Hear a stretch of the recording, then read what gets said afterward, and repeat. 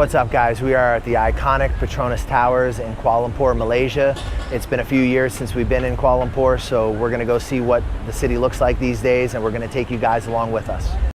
What's up, guys? One thing I really love about KL is that it's a real mix of old and new. You have areas that look like Singapore with modern skyscrapers and rooftop gardens, and then just down the street from there you'll have crumbling old buildings, and on the other side of town you'll have kind of British colonial architecture. I mean, it's really kind of a wild place. Like, you walk down these big long boulevards and then you just turn a corner, and the next thing you know you're in what looks like it's like a British colonial city, and then you turn the next corner and it looks like you're in a modern international world-class city. Like Singapore or something? Yeah, and then you turn another corner and it looks like you're in a developing country. Yeah. I mean, it's a completely wild mix. I mean, if you want to be overwhelmed by like sights, sounds, different cultures, mixtures of architecture, modern and developed, developing, new, old, I really think Kuala Lumpur has like everything. Yeah. It's absolutely surreal to walk around this city because you just never know what you're going to find around a corner, and you almost always find good food. Almost everywhere you look, you find really good food. There's lots of street food, there's lots of good restaurants. I mean, it's a really great place. If you've never been to Kuala Lumpur, I definitely think you should put it on your list. You'll be surprised. Yeah, absolutely. I think it has a lot more to offer than most people who are coming to Southeast Asia would imagine. I think most people tend to go to destinations more like Thailand or Angkor Wat. It's very different, really, really different, but because of the mixture. Exactly. It's unlike any other country in Southeast Asia, maybe Singapore to some extent, but it definitely has its own style. We're headed over to a food court that our friend from Jiu-Jitsu recommended for us. He's a Chinese Malaysian guy and a local, and he suggested that we go here to eat because we don't know the difference between the places that are average and the places that are amazing. So we got the homie guiding us. Yeah. We're gonna go see if it's as good as he says. He says it's mostly a Chinese-oriented food court, but they have a mix of things, so I'll be interested to see and do some eating because I'm pretty hungry. What about you? Yeah, I'm excited to try different food. I don't know, I never get tired of the food here. Every time you go out to eat, it's like a surprise. No, I know. Like, I love Thailand, but occasionally I do get a little bit tired of the food. Whereas here, I never get tired of the food. Yeah, it's all mixed, you can get anything. And we trained with Jiu-Jitsu last night with these guys from Bangsar, and they took us to this food court, and I wish I would have had the GoPro with me because the food we had last night was off the hook. Butter prawns, Four Kings vegetables, oh my God. Good. Yeah, this is like one of the best meals I've ever had in my life. So, I'm gonna trust the homie's suggestion, and let's go see what this food court's about. And then after that, we'll probably head on to what I think it's called the River of Life. I think I called it the Walk of Life in the last video by accident, but I've been here before. It's pretty cool. It goes through like a historic area of Kuala Lumpur, and they've done a really nice job of making the river really beautiful and incorporating the Islamic architecture and the British architecture into this nice walk along the Klang River. So I'm excited to see how it's changed. Yeah, we went there one time also at night, and it's really beautiful at night. They light the whole thing up, and there's people like selling stuff over there. It's pretty cool. Yeah, it is. It's a really interesting part of the city. I'm really kind of fuzzy on what districts are what. I do know that we're staying very close to Chow Kit, and I kind of know where Chinatown is. I'm not sure exactly how it's defined, but if you guys are from Malaysia, please let us know where we're walking through. Maybe tell us about the neighborhoods, tell us if we missed anything. Also, guys, if you do any kind of real estate here or any kind of visa services, please contact us because we do consulting for expats that are looking to relocate to Southeast Asia, and we would love to connect with you and potentially partner. So if you have contacts that do real estate here in Kuala Lumpur and Penang, or you have any contacts who do visa services or any other services you think that a Western expat might find valuable, please definitely reach out to me. And guys, please comment, like, share, subscribe. We really appreciate it. So one thing I love about Kuala Lumpur, guys, is that this is actually really a walking city. I mean, you see a lot of people who drive, they use motorbikes, they use cars, but I mean, take a look at these sidewalks. they're in pretty good shape. They're wide, easy to walk through. You have bike lanes, you have overpasses to cross busy roads, you have a decent metro system, a decent above ground system. Sometime in Vietnam, like the only people walking are the foreigners, but here it seems like they have their own kind of like pedestrian walking culture thing going on. It's nice after being in Vietnam for so long, where like the motorbike is king, you know? Yeah, that's the thing. Nobody walks in Vietnam. Even really in Cambodia, you only see the foreigners walking. And I would say that's probably true for most of Thailand also, with the exception of Bangkok, which has a pretty great and efficient metro system. I think if I was going to put them against each other, I still kind of prefer the Bangkok metro system, just because it's so expansive and the transfers between stations seem to be more seamless. But honestly, guys, this is definitely one of the better metro systems in Southeast Asia. And it's very, very easy to get around here without having to drive. The city is really spread out though, so the further you go from the center, the more and more you might need some sort of mechanized transport. But to be honest, guys, even where we went with our jiu-jitsu club last night, that's all the way out in Bangsar, and you can get out there by the metro pretty easily. And like, as you guys can see coming up in front of us, there's crossovers, there's ways to get across busy roads without having to, you know, duck in and out of traffic like you would in Vietnam. I mean, this is actually a really well-planned city in some ways. Like, in some ways it doesn't make any sense because you have like, you know, modern skyscrapers next to old crumbling buildings, next to, you know, classic British architecture. But they've done a really good job of kind of connecting it with pedestrian walkways and the metro. You know. If you love walking, you're gonna love KL. I gotta say that, you know, like it's much different. It is. It's really set up for pedestrians, much more than most Southeast Asian cities. I'm impressed. I am too, and every time I come here, I definitely have to appreciate that people walk, because this is probably one of my biggest pet peeves about Southeast Asia, is that it's really, really difficult if you enjoy walking in many of these countries. But honestly, so far from what I can tell, and I haven't been too many places in Malaysia, just Penang and Kuala Lumpur, but both cities were really, really not bad for walking. Penang and Georgetown I found to be very walkable. Kuala Lumpur, I mean, this is really, really, really easy to walk here, guys. Yeah, like there's nothing like this in Vietnam. Oh, I mean, these walkover things, right tunnels now, with air conditioning, no way. Right now we're in an air conditioning walkway. Yeah. Crossing the street. Yeah. I mean, this is like definitely one of the coolest things I've seen in Southeast Asia. Very often in Southeast Asia, the big roads won't even have a walkover. You go to Cambodia, you go to Vietnam, there's nothing like this. You're basically like standing on the side of the highway and like you just gotta deal with it, you know? Put your hand up and go across, and that's it. Put your hand up and hope they see you. Yeah, you're sweating balls just standing there, and it's pretty horrible. Like, this is very pleasant compared to that. It really is, guys. And I mean, just take a look at this infrastructure. How much sense does this make? Now, that intersection doesn't make a whole lot of sense. It's like 2 or 3 big roads that kind of converge into almost like an X shape, right? Right. But how do they deal with it? They build this really nice walkway as a way for the pedestrians to not have to. And another thing is, it's like not only one direction. Right, right. Like, you can go left or right or, you know, any direction on this walkover. Like, it doesn't just go across the street. And it seems to connect into local businesses, malls, commercial buildings. There's a monorail station that this connects to. I mean, this is really efficient, guys. This reminds me a lot of Bangkok, actually. Bangkok has a lot of stuff like this. Yeah. But actually, this is the first time I've ever seen a walkway like this that's air conditioned.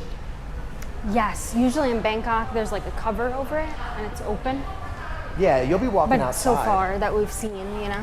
Take a look at this, guys. This is an air-conditioned walkway. I've never seen anything like this in Southeast Asia. I've never been to Singapore, so maybe they have more things that are like this. But I've definitely never seen anything like this in Cambodia, Thailand, Vietnam. I mean, again, Thailand definitely has a good metro, and it has efficient ways to cross the street, walkovers, things like that. But I've definitely never seen anything like this, and this is pretty awesome. What's up, guys? So we are going into a mall called Lot 10.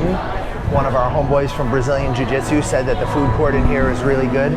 So we're gonna go check out the food court and see what we find. All right, let's see what we can find for grub. I'm pretty fucking hungry. Look at this place, fancy, fancy. Oh, all right. Let's see. Yeah, so a little more, like he said, a little more Chinese style. But it looks like they have some good stuff. They have shrimp dumplings. Yeah, let's see what they got. Let's take a look around. I'm looking for that butter fucking prawns again. That was Chili crab they got. one of the best things I've ever eaten in my life last night. I'd love to show you guys if I can find it. Let's see. All right, let's see what they got.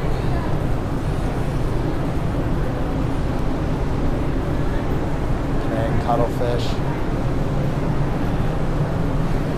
Salted egg. Oh, there's a, yeah, this is actually a lot bigger than it looks. Seafood porridge.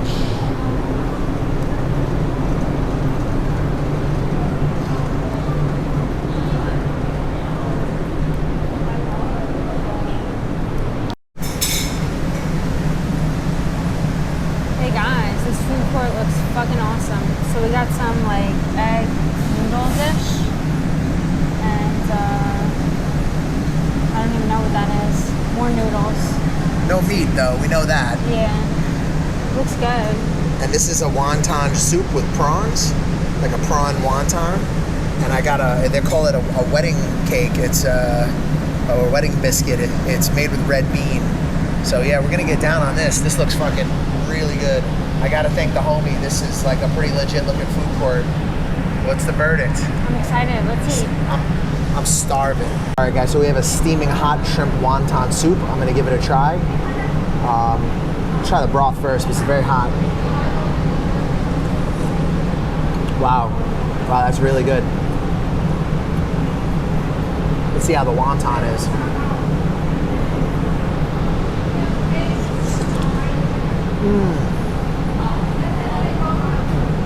That is really good. Just taste the prawns and silky noodle, absolutely delicious.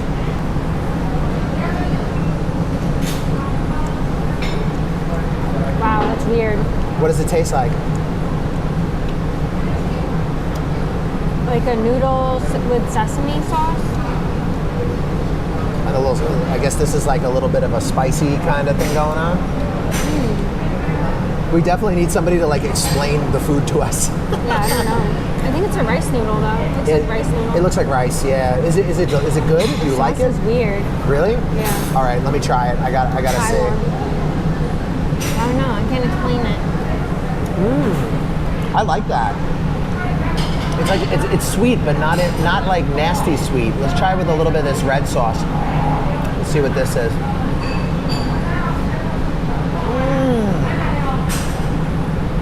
I really like that. That's spicy as fuck. That red sauce. Holy shit. My mouth is on fire. Guys, delicious. Wow. What does it taste like? Really good. Rice noodle, shrimp, egg. How about the sauce? Not too spicy, kind of chili sauce. You have a little chili taste to it. Is it like a Thai style stir fry a little bit? Like, yeah.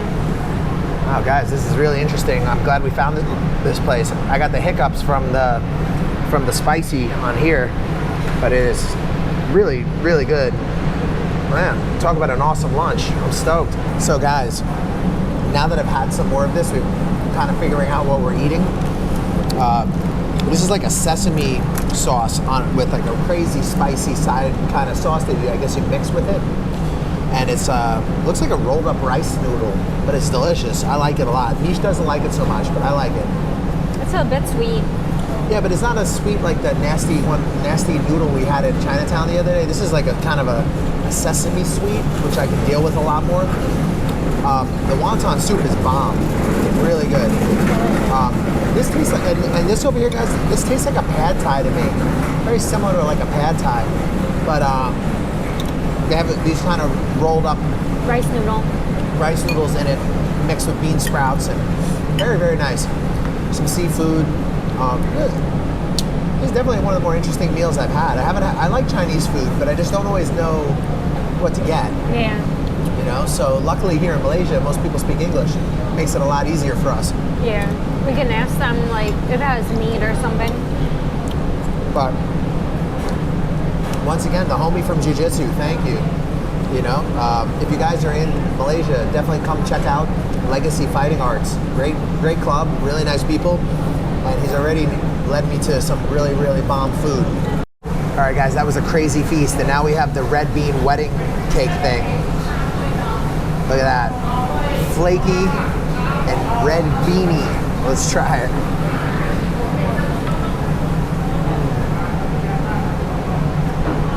That is really good. It's a little sweet, and the bread is like very flaky, like it just falls apart when you bite it. Absolutely delicious. It's not too sweet, it's like a light sweetness. Really delicious. Yo, what's up, guys? So Mish is grabbing a Chinese coffee.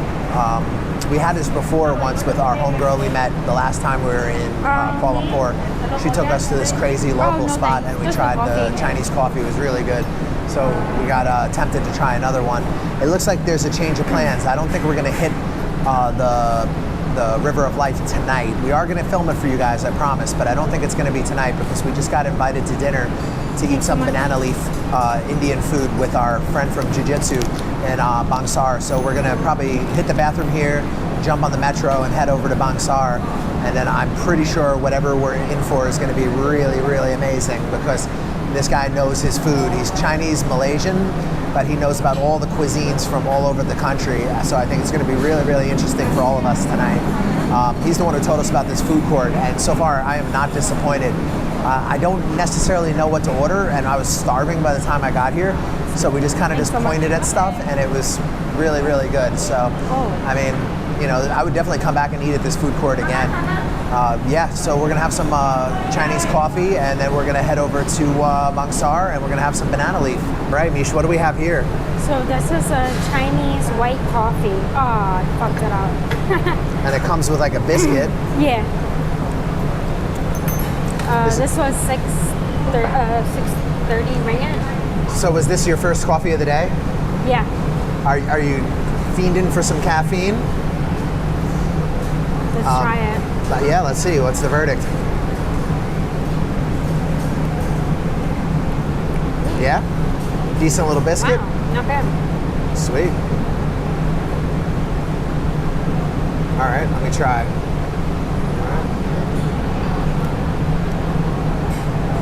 Yeah, it's a good little biscuit. Let's try the coffee. See.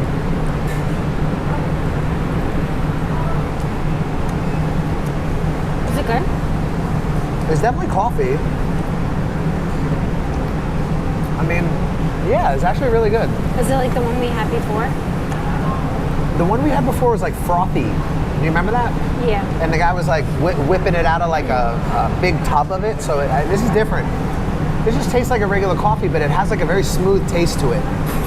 Very smooth aftertaste. Like initially it tastes like coffee, but it finishes with a bit of a different aftertaste, and I can't quite figure out what that is. What do you think? What do you describe it?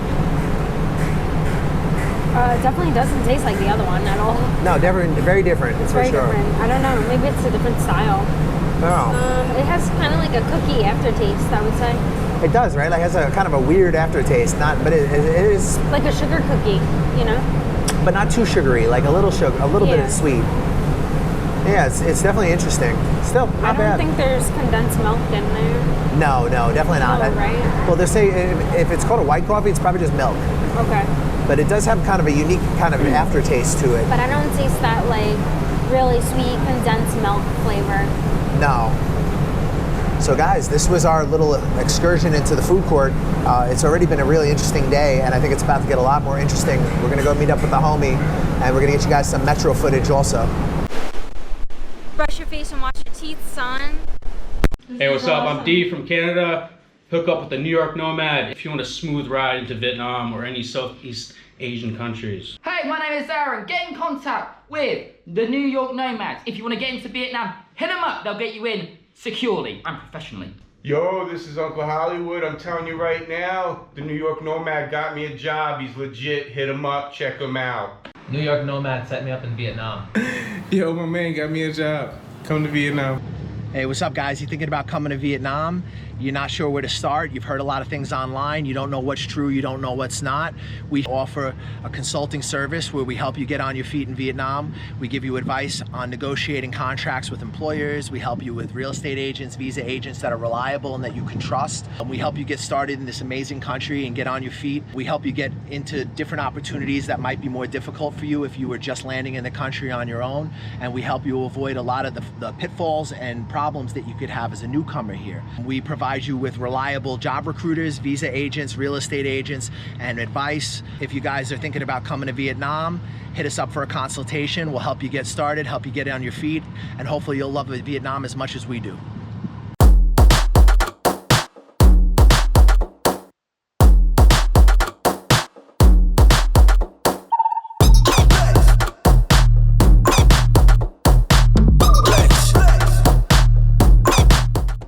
Are you thinking of living, working, or investing in Thailand?